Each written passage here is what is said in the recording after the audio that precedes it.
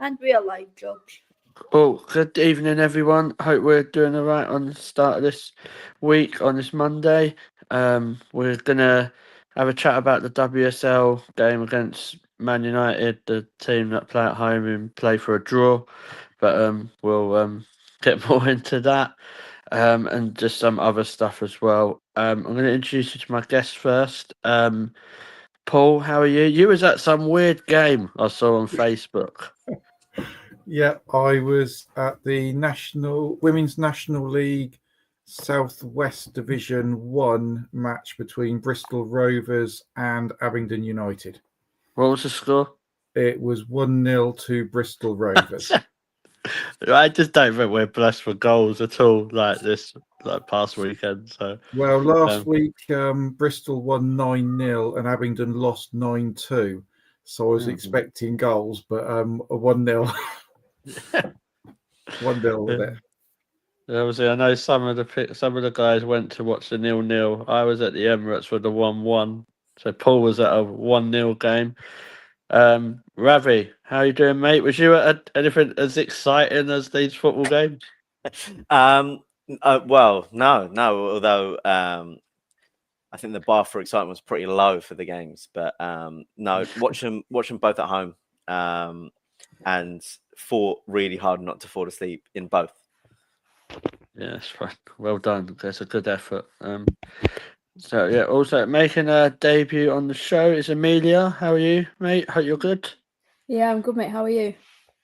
Yeah, I'm surviving. I've not really felt that well the last few days. I think Laura spread her germs down across the internet. So and then I was yeah, and then I went to the Arsenal Man City game. Well, yeah, they've done a lot to make me feel a lot better. Not, but yeah, looking forward to the show. Then also we've got Laura. How are you feeling now, mate? As you sounded, I'm not gonna lie, you sounded like crap last week. Not gonna lie. Oh, that was nice of you to say that. I thought you could not say I'm never honest with you. I'd rather you were honest and keep your Yeah, feelings. exactly. So it is, but yeah, I'm a lot better. But I was just over the back of a non-boring game, which was Celtic v Partick Thistle 4-0 on the Yeah, I next think round. that was the most positive thing of my weekend, to be honest.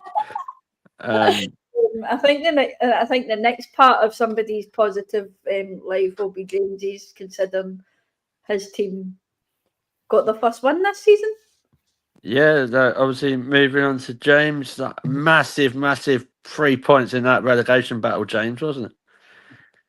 No, it's the next round of the cup, but to be fair, it's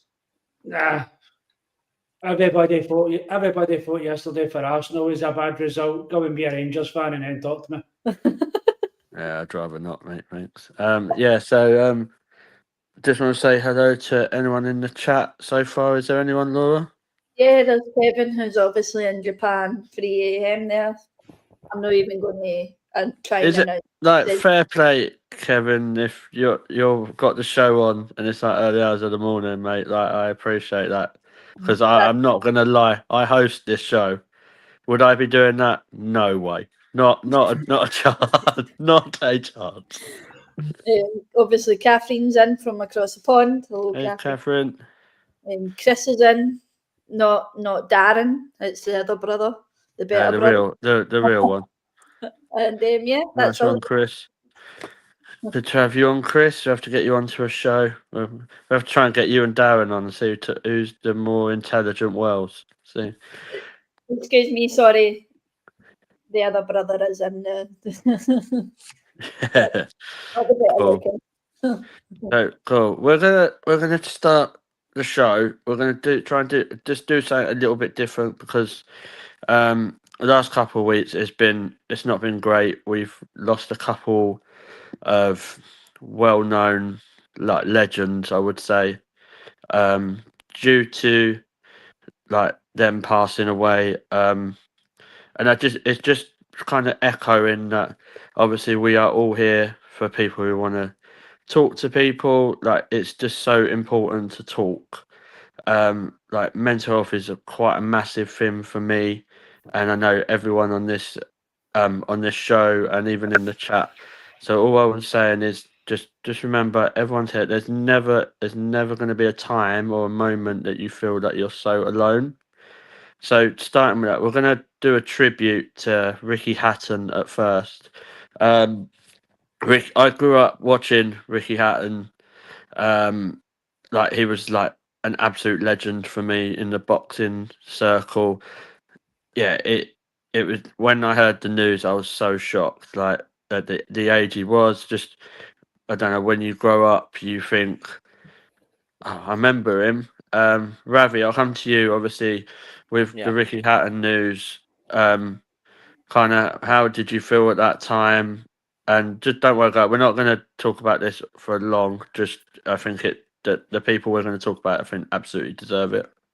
Yeah, I mean, pretty similar to you. I mean, I grew up watching him box. He was one of the first real sort of like exposures I had to boxing. Like, I grew up a big wrestling kid, as I was growing up. So then, like, going into boxing, especially with your likes of Amir Khan, Ricky Hatton, Manny Pacquiao, like that, it was such a great time for boxing at that time, especially in his weight class. And everyone just loved him. Everyone like that I went to school with, a few of the boys picked up boxing, purely because Ricky Hatton was so iconic and so well loved. So yeah, it was an absolute shock when I saw the news, and like, my best wishes go out to his entire family and his friends and everything. But like, yeah, just absolutely shell shocked when I saw the news. Yeah. And I just think it just shows generally that life is so short, and to embrace it and say to those who you love, who you care about, what they mean to you, because we don't know what's around the corner. Paul, I'll finish off with you just for this bit. Yeah, your thoughts on, like, obviously the Ricky Hatton passing, and just generally, like, it is, you just need to try and live your life to the full, don't you? Yeah, I mean, we're only here once. You just need to live your life. You need to, not worry too much about things. And it's, if you need to talk to somebody, you need to talk to somebody. And as you've already said a few minutes ago, we're all here for everyone. And you just live each day as it comes, and just enjoy yourself. Yeah. So just echoing what the guys have said here, just lots of love to Ricky Hatton's family, and like, we're all thinking of the family, and he'll always be that champion in boxing for me. So then the next person we're going to move on to, which I know is quite an emotional one, is Matt Beard. I'm just going to say a few bits, and then I'll go around to the other guys and get there, see what they want to say.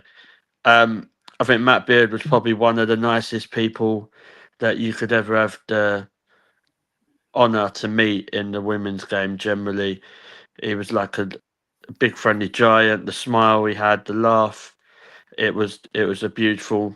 He was a beautiful man. He just trailblazed in the women's game. Like, I think when you hear all the different people saying stuff about Matt Beard, you don't hear one negative thing. Like, the respect that he's had. Just like for example, he was even like Chelsea, Liverpool, even Celtic have said stuff. Eastbourne, where him and his brother was. Even Burnley, like, there's so many, like, every team I can think of have said positive and amazing words about Matt Beard.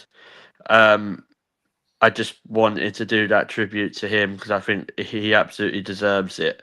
Like, we all have our favourites, let's be honest, like, in the women's game, but from a non-Arsenal point of view from here, like, he was probably one of my favourites.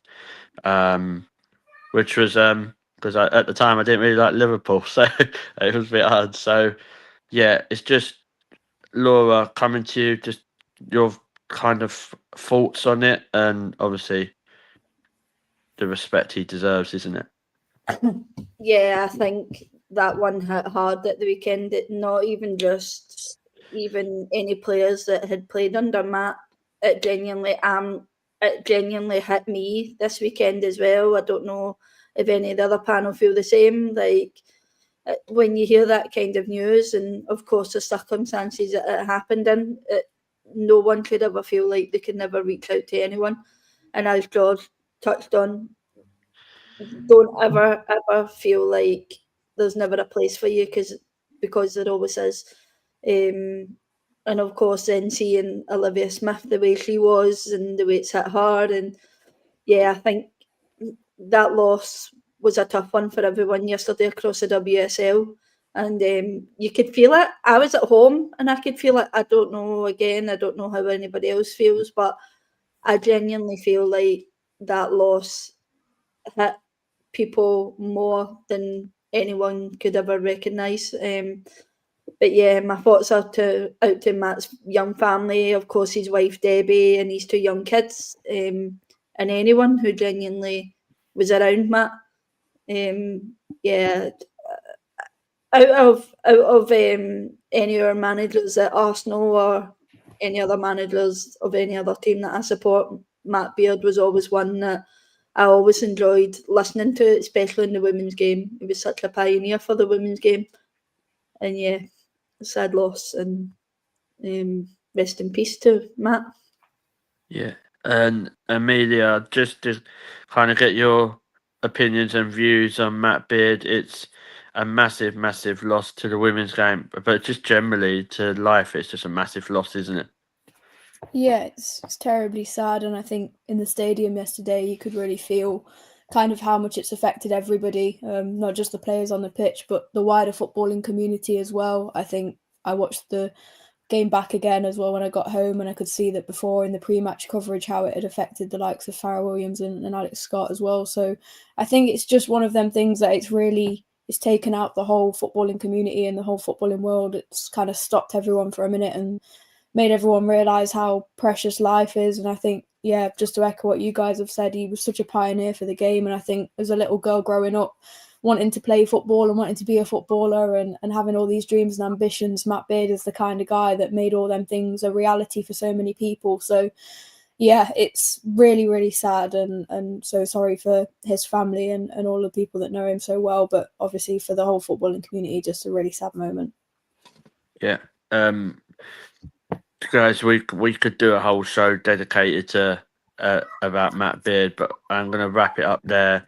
And all I'm going to say is, like, mental health is so important. Like, we can all put act on, but I think what people need to remember, everyone is always there to talk to.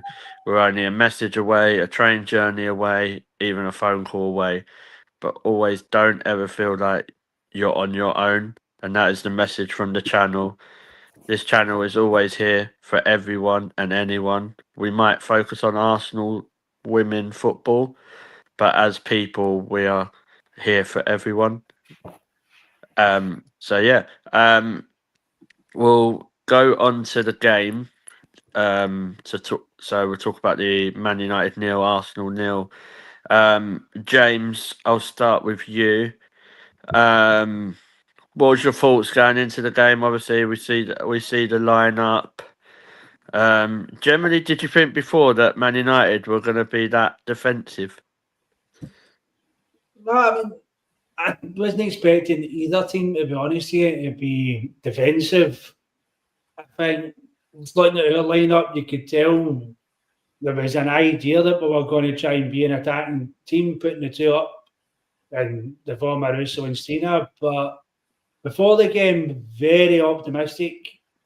After about the first half hour, kind of glad that it finished the way it did, so to speak. I don't really think we coped that well. More so with the size of the pitch rather than Manchester United themselves. I think it was the pitch size that we struggled with on Sunday. Yeah. So I'll come to you, Ravi. Like, we seem to always struggle at Lee, don't we? Like, I think that's why they probably play us there, to be honest, because like they know if we played them at Old Trafford, we would probably at least dominate that game. Like, what's your point of view on that? Do you think it's more where we're playing them, or do you think that it's kind of a bit like, say, like a Meadow Parky Dagenham sort of vibe, isn't it? Yeah, I mean, I wouldn't. I think they would play the same way, regardless of the like stadium that this game was played in. Like, I think for me, I was more surprised about team selection more than anything else. Having Russo in the number 10, I thought was an interesting choice, especially considering the way that Man United set up with 2 defensive midfielders right in front of their centre backs.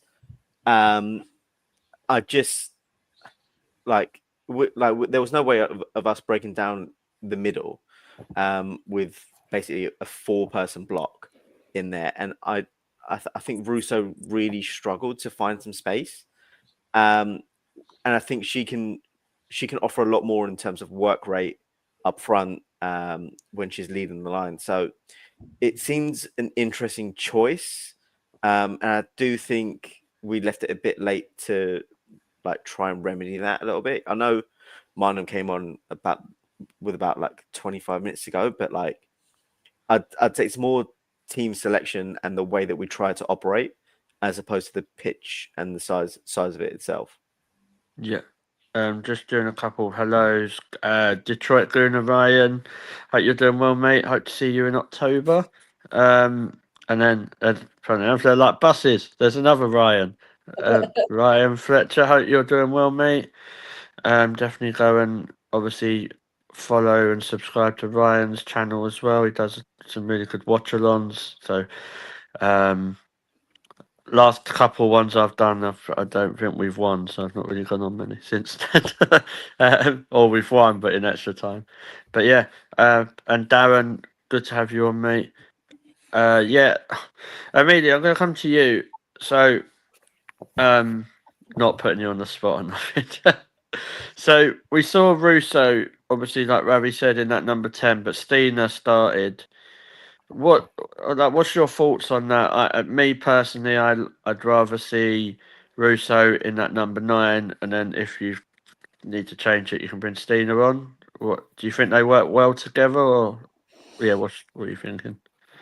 I think I much prefer Russo in the number 9, and I think playing her in the 10, I completely agree with what Ravi said there. She struggled to kind of get a foothold on the game, and I think it was similar kind of for Mariona as well. I didn't see too much from her. She wasn't allowed the space to drive into or, try and threaten in the final third, and I think Man United, actually, credit to them, their settle was to settle with 2 banks of 4 and stop us from scoring, and that was exactly what they ended up doing. I don't think they were ever too fussed about trying to get a goal themselves, but it was more so if they could hit us on the break, they would do, and I think the way that we set up was probably not expected, and I understand why we tried to do it, something a little bit different. And I think Stina's work rate was really good. She was from side to side, she was across the line all the time, and she was trying to make things happen out wide as well, but it just didn't quite work out. And I think, 1 shot on target throughout the whole game kind of speaks for itself, and that would have been an absolute worldie from Olivia Smith. So I think the creativity just kind of lacked due to the team selection and due to the formation that we set up in. And I think for the future, that's something for Renee to learn from and perhaps set up differently going forward. Yeah. And hi, evening, Margaret, as well. Good to have you here. We'll talk about Kimmy Little, Paul. How did you? I thought she was absolutely brilliant. Again, I thought she dominated that whole Man United midfield. And for someone who's in her mid-30s, who everyone thought that they was taking her to the knackers yard, I think she's proved how world-class she is, hasn't she? And how she's not in that Ballon d'Or list is absolutely beyond me. But that's a doghouse moment for me. Yeah, I'm sure there was somebody about this time last year that said she should be retiring. I can't quite think. I remember who that was. Been, but, was it actually? I thought it was Jack. Yeah. I was blaming old brother Grimsby. No, I said about this time last year, I thought it was time she retired, but Yeah, that aged well, Paul. yeah, but no, I think Kim and Kim in that midfield, she was doing the best she could. She was still a world-class player yesterday, but again, the way that Man United set up, they just didn't want us to score.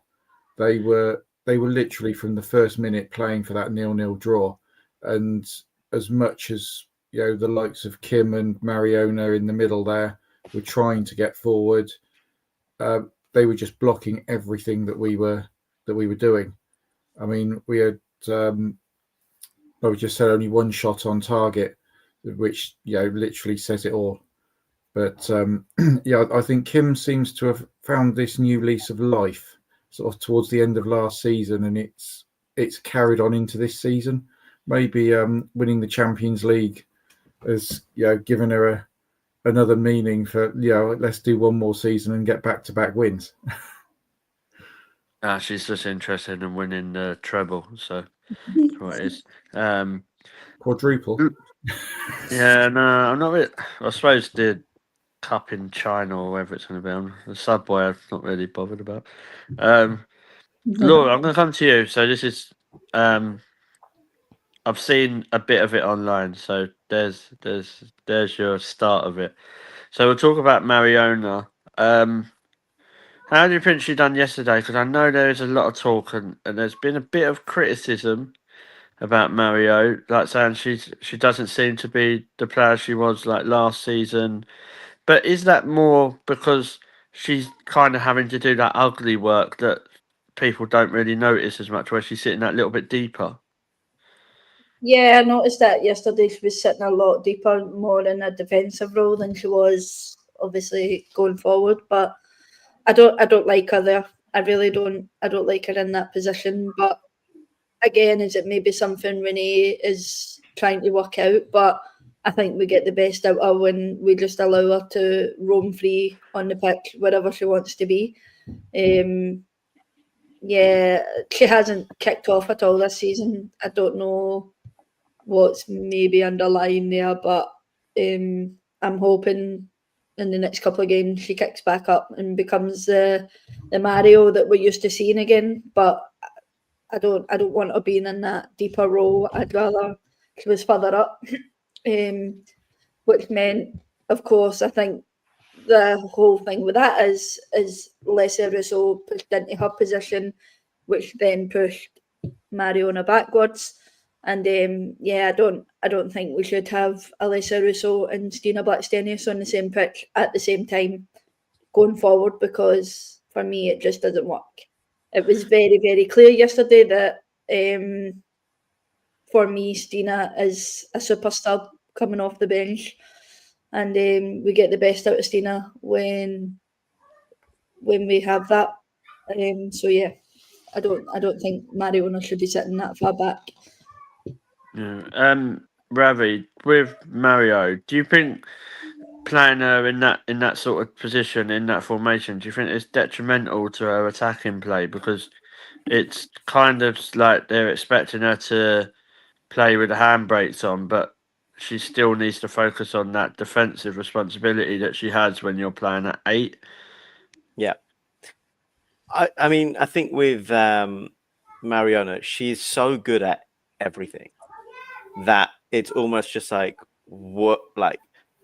you can almost play her anywhere and she will be good, but where can you get the best out of her? And that is in those little pockets when she goes a bit further forward. If I'm looking at the way that Man United set up this game, I would probably not play a number 10, like a pure number 10. I would probably go with maybe Palova or Kyra in a more of a holding number 6, like deeper playmaker role, and just tell Kim and Mariona to just go forward and do whatever they want.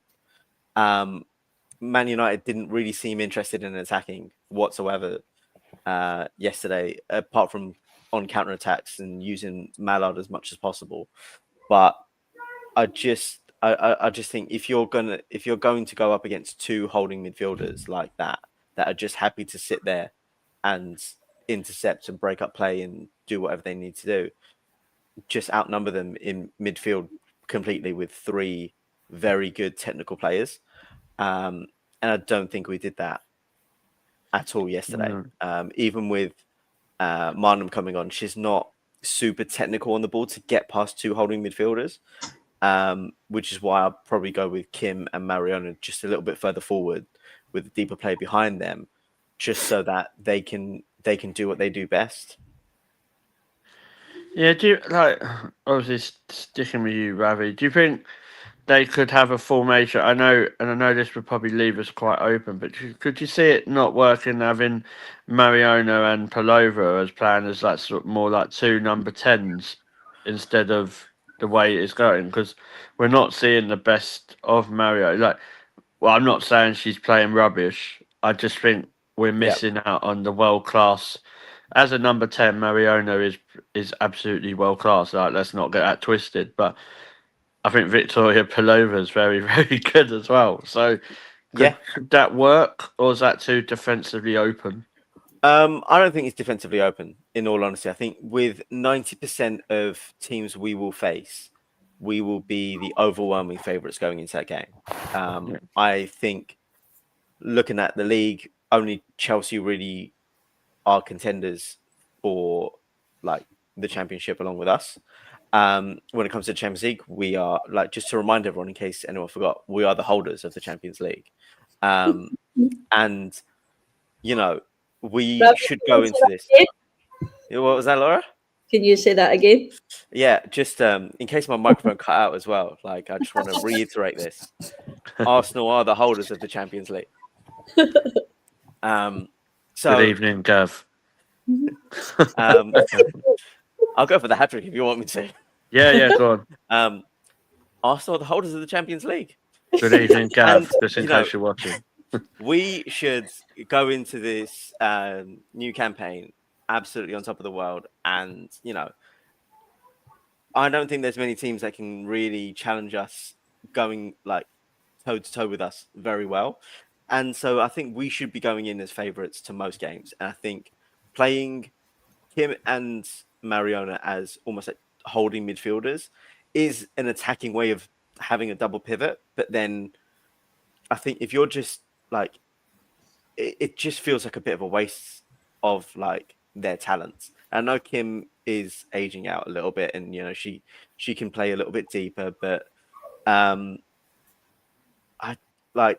I just think you need to get Mariona further forward and let her join in with the attack, and she'll have so much fun with Smith and Kelly and Russo, and just let them play to the best of their ability. I think. Where have I had that? Where have I had that before? Must be an Arsenal problem. But yeah, no, I do agree. I just think it's a bit wasted. I just think we know, like, let's not get it twisted. Mariona playing at 10-1 as the Champions League. Yeah, like we wouldn't have got to even near the final if it wasn't for her. No. Before Darren puts his fist down the phone, I'm not like Stina did win us the Champions League. Chill out. But what I'm saying is Mariona, I just think you're playing. I don't know. It just don't sit right with me. We're playing her where she is. It feels like she's got the handbrakes on. Just let her do what we know she can do. For me, it's that whole thing of just play your best players in their best positions. Yeah, and then figure out the rest of it after that. Yeah, and there's nothing to say you can't rotate. Like, I know we all want the best players to play, but there's nothing. Like, you look at teams with big squads, and I don't like giving them praise, but you have to. Like, look at Chelsea when they rotate players in and out, or Barcelona rotate players in and out. So you could rotate Palova or Mariona in and out. I do. In that midfield yesterday for that kind of game, that would have suited Palova much more. Using 100%. Her physical, obviously, the physical side of her, and then of course her attacking side of her. She's very strong on going forward, and I think that would have suited Pullover a whole lot better yesterday than having Alyssa Russo sit back and obviously Stina trying up front. But I think it was an opportunity missed yesterday by us. Not that I'm telling the Champions League winning manager what to do. By the way, Renee, just in case you're watching, Renee, I absolutely trust you, but play Mario further forward. That's it. I'm going to. Darren's I was going to say Darren's asked us to talk about this, but he did it. He demanded it in the chat, so we will talk about it. James, we'll talk about the best centre after England's got Leah. No, sorry, mate. We'll talk about Katie Reid. Again, I think she's had another brilliant performance. How she managed to, even like with Mallard and so a couple of the Man United midfield, she just kept them quiet, didn't she? Like at her age, it was another amazing, immense performance, wasn't it? Yeah, I mean, don't get me wrong. I think at the start of the season, the first game, obviously against LCL, everybody said it. Katie Reid's in the starting lineup, and it was almost blind panic. But again, she's came out. She stood her ground. She's shown exactly what she's capable of doing. And I think somebody said it somewhere. It was Tim Stillman that quoted it and said, "It just goes to show what happens when you give a player a run of games. The confidence that's oozing out of her is unreal." To the point, listen, as much as I said, Leah Williamson's not going to do much this year, I was put on the spot. No, you weren't. You weren't put in any spot. Pick a player, but no, you weren't. You didn't have to choose. Jerry. To be honest with you, she's actually got a good chance of keeping her out of the squad, which is, in hindsight, a good thing, because there is someone there that can turn around and go, you're the more senior, but you sit on the bench, watch what the next generation can do, which Arsenal have missed for a long time. There's been nobody in those other positions challenging. Maybe we'll get somebody who can challenge Leah. I think she's done brilliant. I don't even so much think that Katie challenges just Leah. I think Katie challenges the full of that back line. Of course, she's already benched Lotte Wubben-Moy. She's already benched Laia Kadina, who are two senior members of the squad. So I don't just think she benches Leah for the rest of this season. I think she also benches Steph Catley if Steph Catley can't figure out anything going forward.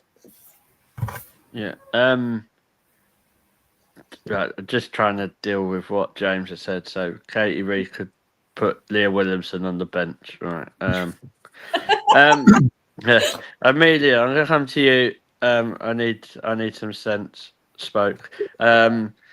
What's your kind of thoughts with Katie Reid? Obviously, this season, going forward, I think what she does against the players that she's playing against at her age is it's on the verge of world class.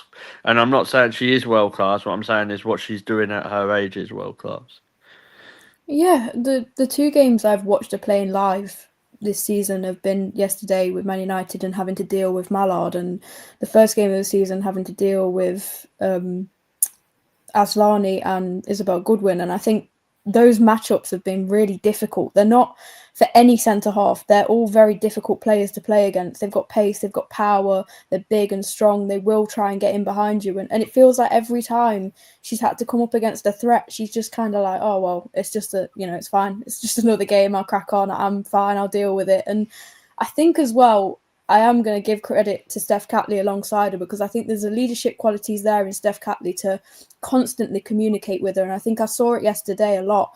Across the back line, it was constant communication between the two of them. Katie Reid was taking on messages, then she was adjusting her position. And every time the ball did come over and it was on the counter-attack, either one of them had it figured out. And I think there's such a nice little partnership flourishing there between the two of them.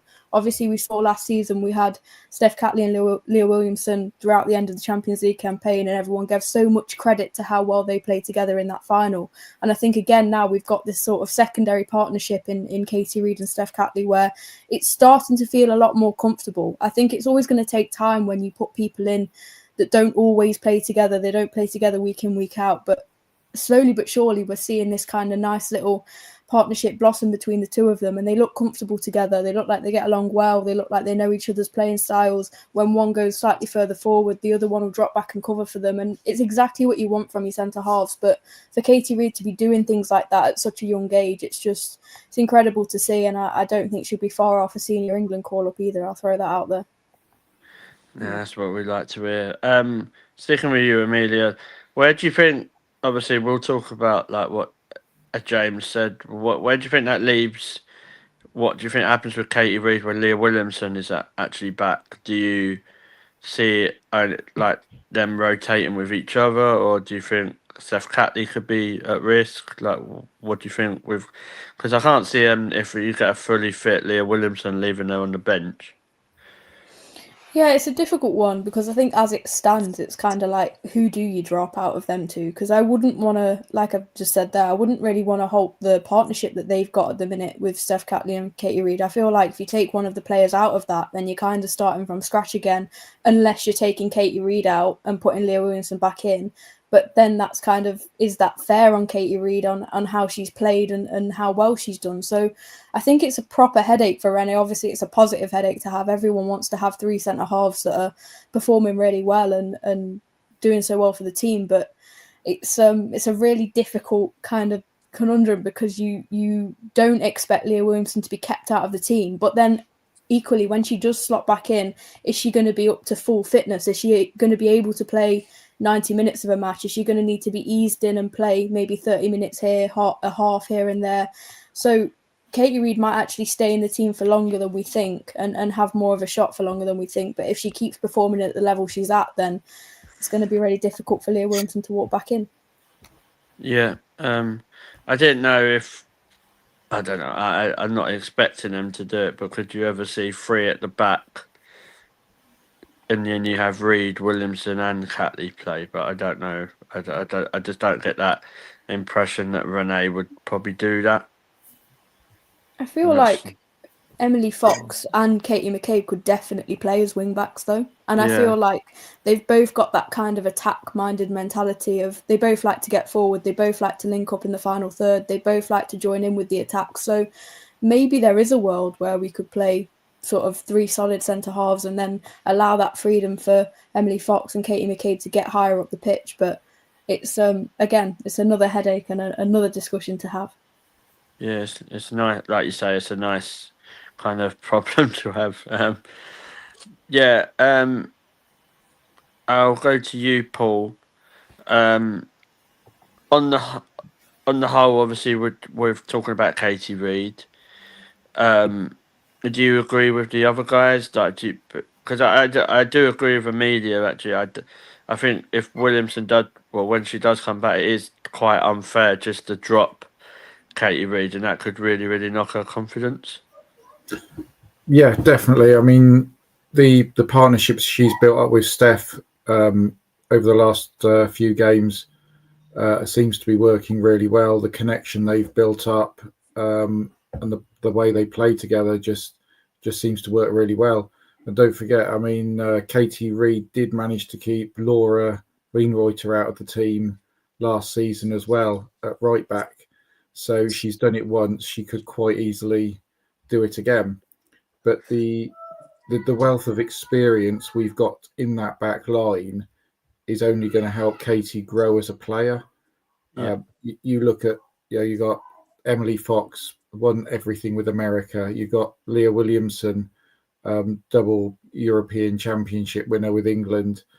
Same with Lotta. You got Laia Codina, World Cup winner as well. So you've got all these really experienced players.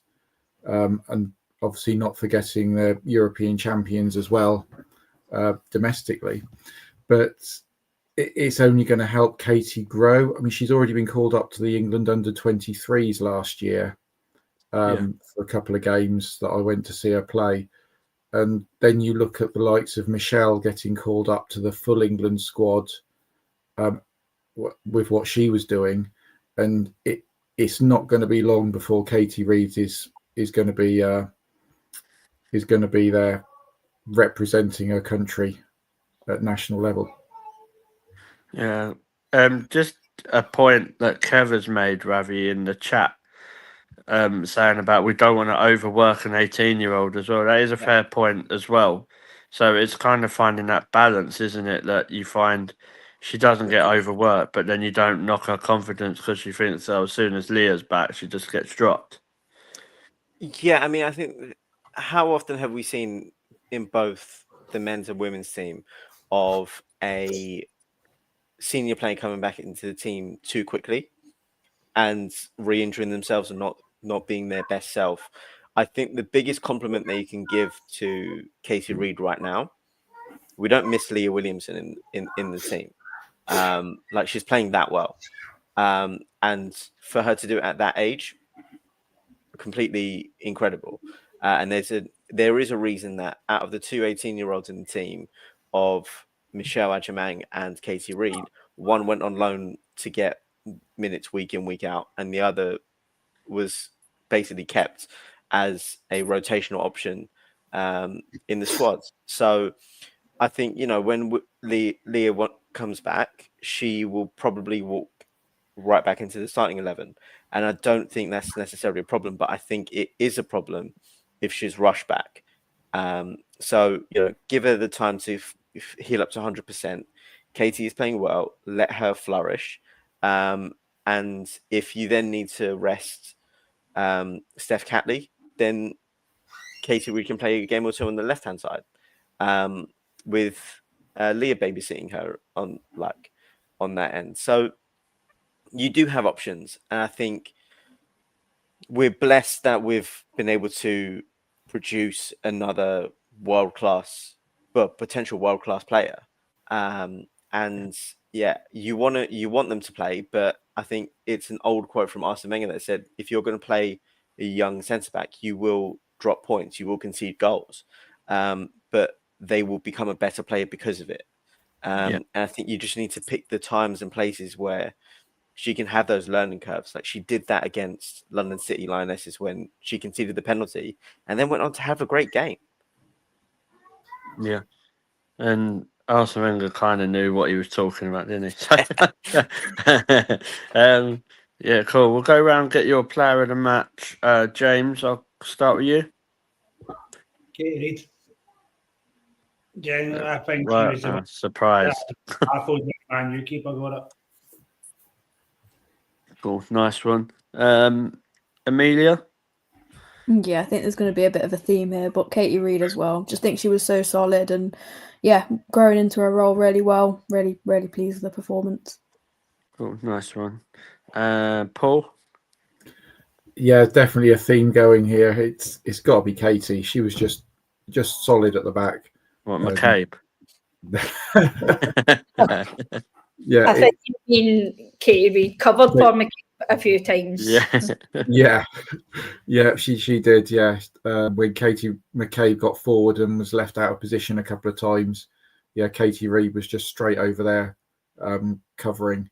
So yeah, definitely got to be her for me. Laura? I'll change it up. I'll go for Kimmy Little. Just because. I thought I was going to be the only one who went for it. No. Yeah, Kimmy Little, as you touched on earlier on. I think she was the only one in midfield really doing a lot of groundwork, and just simply because she put Mallard right on her butt right after she thought she would try and bring Katie Reid down, and Kimmy Little run right over her, and it was like, no, you don't touch my daughter, you keep your hands off. But yeah, Kimmy Little. I did, talking about Mallard, I did on a Facebook group ask why they had a duck up front for Man United, and apparently they didn't get the kind of what the joke was. So probably if I go to Man United again, there might be like a wanted poster of me or something. Yeah, you're not allowed. Yeah. I don't want to go there anyway. So it's not what I want. Oh, Ravi, who's your player of the match? Yeah, I knew the obvious ones were going to be Katie and Kim, so I've opted for someone that I don't think anyone of us mentioned today, and I think that's Olivia Smith. Purely on the basis that I think when she went off, we looked so blunt going and attacking. She's had a really good start to her Arsenal career so far, and she had potentially a moment of greatness when she cracked that shot off the bar. But I think when she went off, we did lose a bit of edge up front, and that was the moment for me where I realised that we're leaving this with 1 point. So yeah, I think she had a good game, but I don't think any of the forward line really were particularly exceptional. Cool. Is there any messages?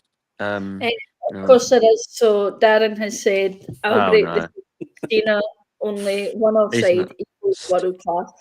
That one offside that you didn't even realise happened, Darren, until me and Paul called it out.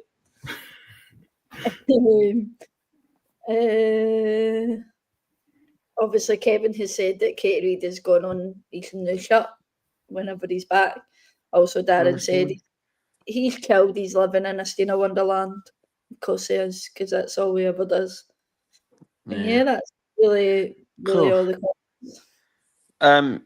So we'll wrap it up there, but we're gonna just quickly talk about the Champions League, obviously draw. And obviously tonight we've got the announcement of the Ballon d'Or winner. I think it's for the men as well, I think.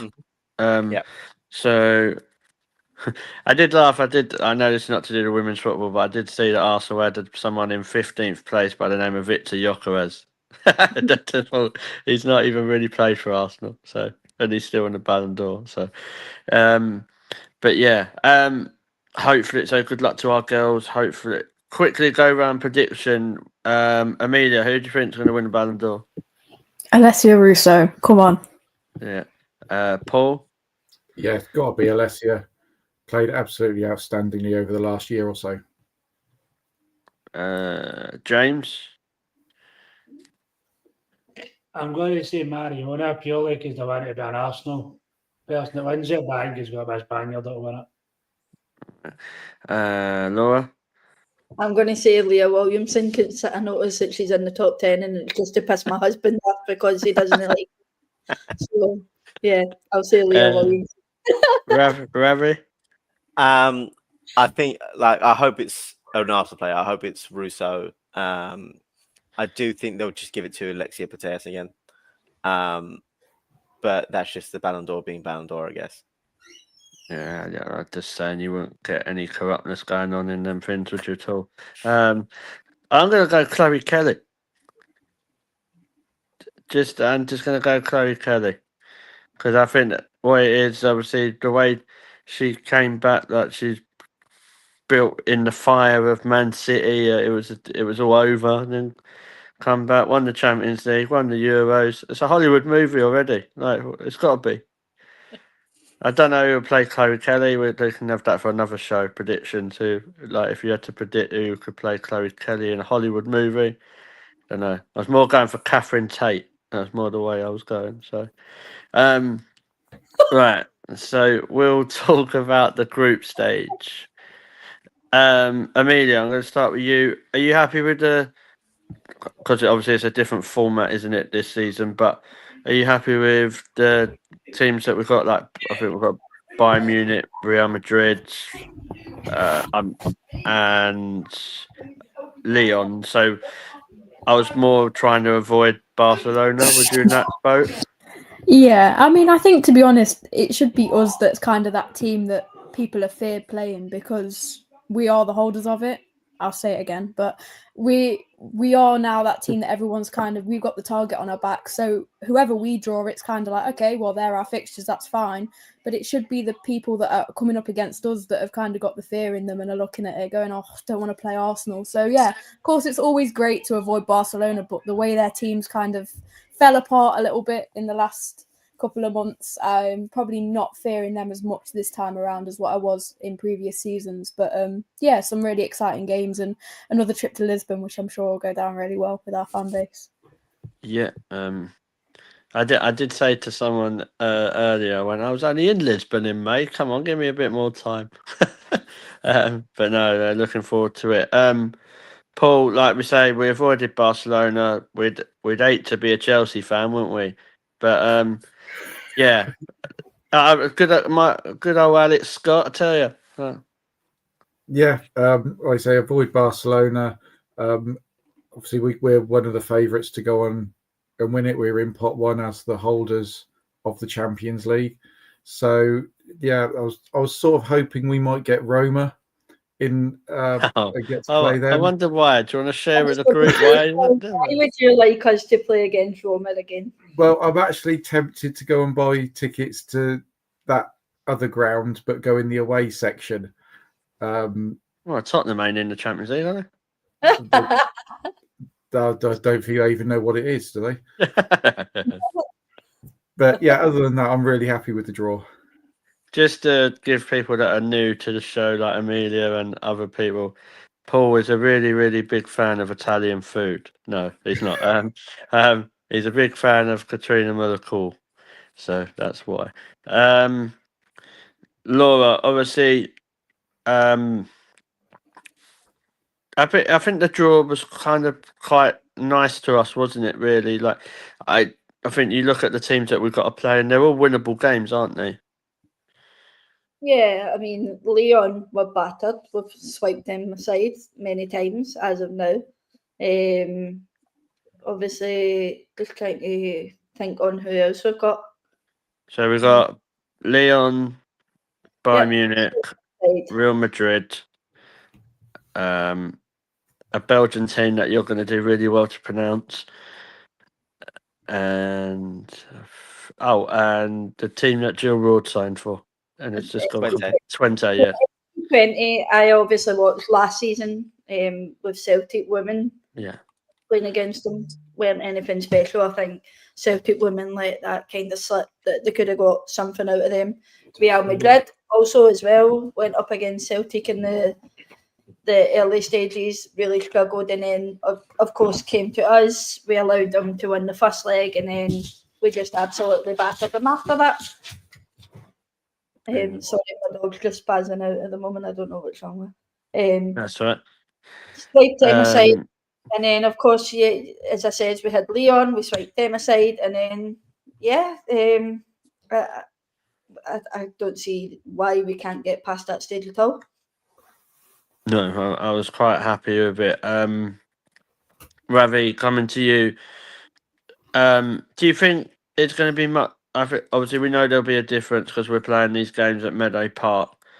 Do you think playing teams like Leon should stay at Meadow Park, or do you think that it should move that to the Emirates?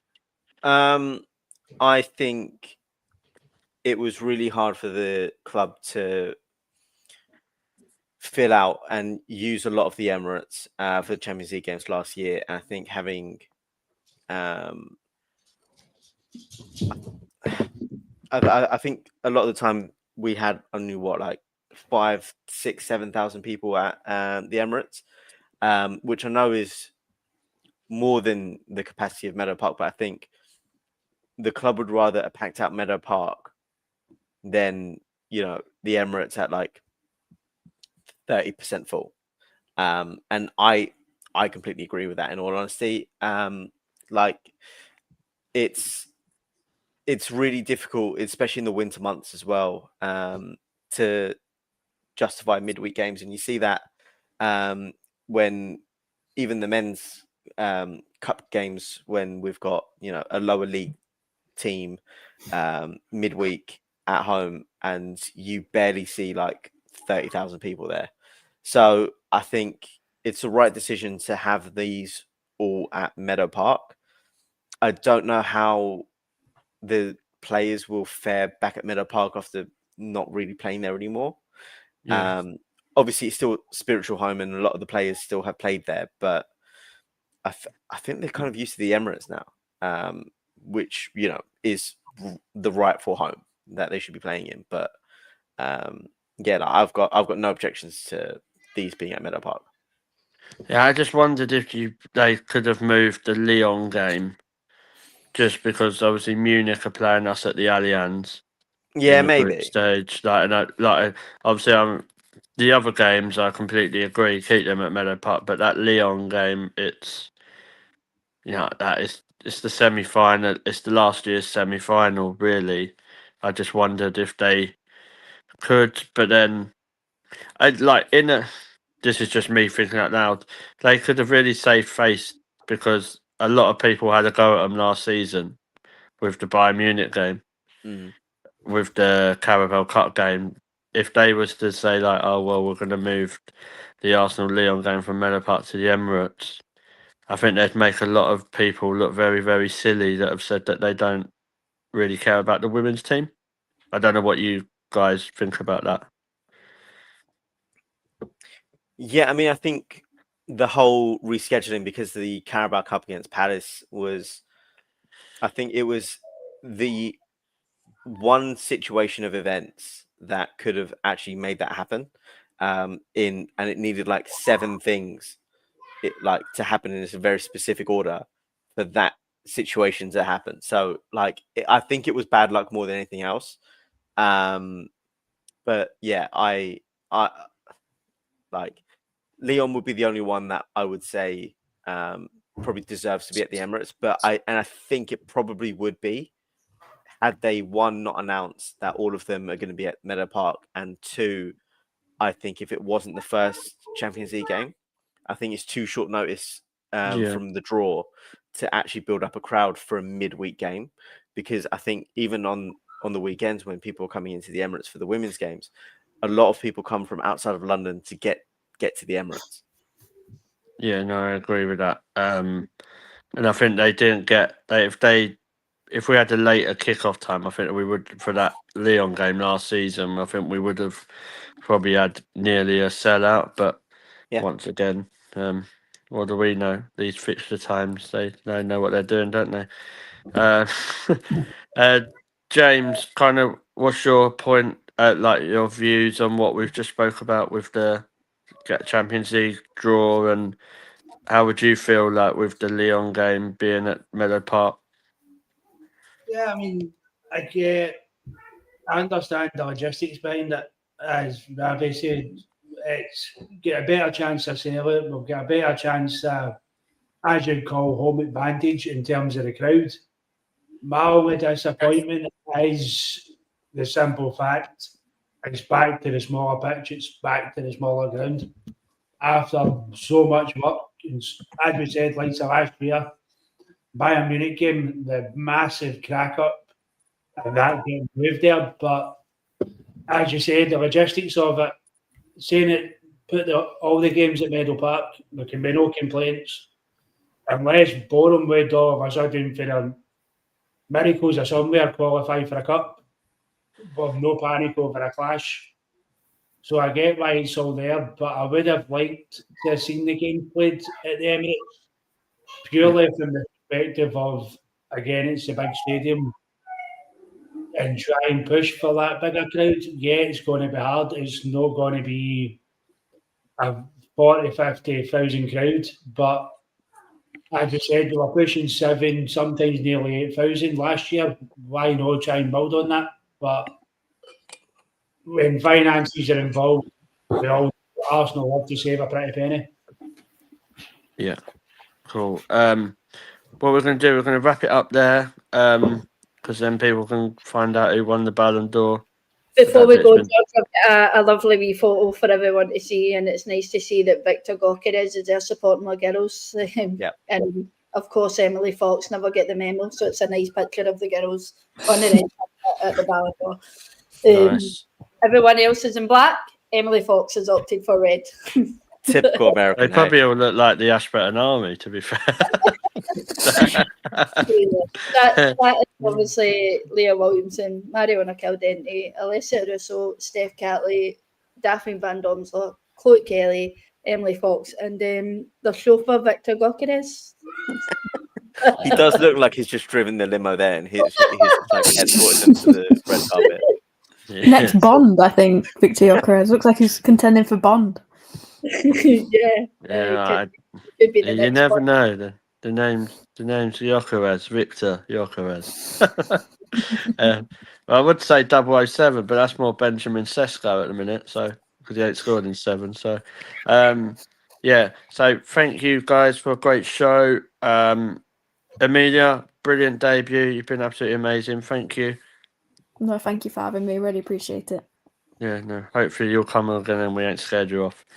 Who am I going to go to next? Who's half asleep? James, thank you for coming on. Should see you Saturday. Yeah, we're done. Yeah, we are. We're down Saturday. I actually thought he fell asleep then. I'm not going to lie. We're back down Saturday, so looking forward to seeing everybody again. It's a pleasure as always to be on, and always to bring a bit of controversy to the show. Yeah. See you Saturday. Back at the home. Back at the Jaeger Bomb City. Tell you. Actually, going to be at a game at the Emirates this time, so it's going to be good. No watch along from me outside the Coronet this time. Ravi, great to have you on as well. Always love having you on the show. You get a lot of positive stuff, Ravi. Actually, when people talk about people who've been on the show, they went, "Oh, that Ravi, he talks sense, you know." So yeah, it's good. Are you at the game Saturday? I am, yeah. So, one of my cousins actually won 2 free tickets to with Google Pixel. So he's coming all the way down from Leicester with his 5-year-old daughter for their first women's game. So that'll be nice to see them there as well. Yeah, nice. We'll try and organise to meet up or something, or at the ground or something. Paul, thank you, mate. Are you there Saturday, or are you at some other National League game? No. I'm planning to be there on Saturday, and I'll be see, on the National band League is game getting on back Sunday. together. I tell you, I love it. Yeah, it's like Blues Brothers all over again. Yeah. Nice. So yeah, hopefully see you and Esme at Coronet. Laura, thank you for everything. Like, you've been a godsend. I know you've not been well, but you're brilliant as always, and I'll see you Saturday. Yeah, well, I'll see you on Saturday. If you need anything, give me a shout and I'll be about it. But Cool. glad to be back. Yeah. Also, like, we're doing a lot of stuff for the match day community. Like, me and Laura have been put like a good group on WhatsApp together, so that's going really well. We're going to try and have some pictures as a group Saturday, because I think quite a few people are going to be there. So that's all part of the Highbury Fans Forever, what Liam El Smuggo's doing. So obviously definitely go and follow him. Obviously there's the Discord channel if you are interested in that, which I definitely recommend. And then you'll see a certain Laura on there with her blogs and stuff, and make sure you have entered the giveaway as well, unless your name's Gunner Nick, because he's banned, so he always wins. So yeah, just kind of echoing this last sentiment on before we finish, like we said about your mental health. Remember, you're appreciated, you are loved, and everyone cares about you, and we're always here. Good night.